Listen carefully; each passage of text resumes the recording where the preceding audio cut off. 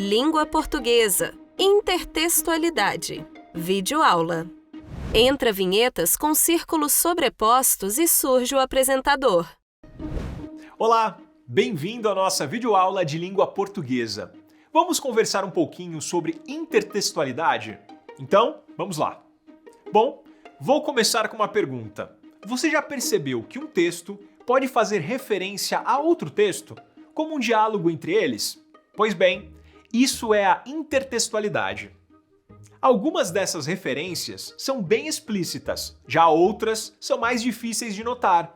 Isso porque existem diferentes processos de intertextualidade, e eles são muito úteis na composição de diversos gêneros textuais.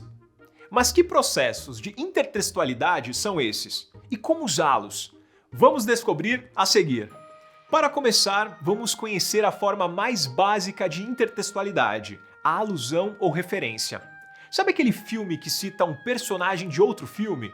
Ou um texto que se refere aos acontecimentos de outro? Uma HQ, em que aparece o símbolo de um herói de outra HQ? Ou ainda, uma canção que tem um verso parecido com outra? Esses são processos de referência ou alusão.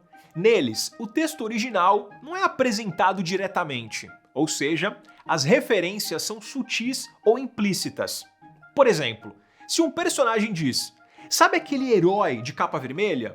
Imagem de uma criança e um adulto com roupa de super-herói e capa vermelha. Ele não é tão rápido quanto eu. E aí, pegou a referência? Já em outros processos de intertextualidade, é necessário deixar claro qual trecho pertence ao texto de referência e qual é o texto novo. Explicitar quem é o autor do texto original e evitar modificações é fundamental. A citação ou citação direta é o mais explícito processo de intertextualidade. A citação aparece destacada por aspas e, às vezes, seu texto tem uma formatação diferente. O trecho é deslocado e as fontes aparecem entre parênteses. Já a epígrafe não é nada mais que uma citação que aparece no começo de um livro, capítulo, poema. Epígrafes também podem aparecer no início de filmes, episódios de séries, entre outras produções. As epígrafes podem ser uma homenagem a outro texto ou autor, ou ainda uma pista sobre o conteúdo do texto em que aparecem. Podem ser também, simplesmente, um adereço ou enfeite que o autor deseja usar. Bom, com certeza, alguém já disse para você: explique esse texto com suas próprias palavras. Essa ação também é um processo intertextual, chamado de paráfrase ou citação indireta. Veja o exemplo. Vinheta de transição. Imagem de um palco de teatro. No canto inferior esquerdo, aparece uma ilustração de William Shakespeare.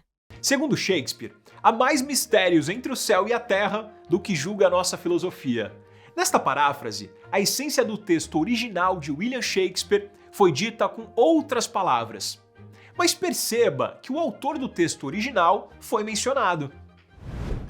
Você já deve ter notado que quando inserimos uma paráfrase ou citação indireta em um texto, usamos algumas expressões como segundo, de acordo com, como aparece no texto acima, entendeu?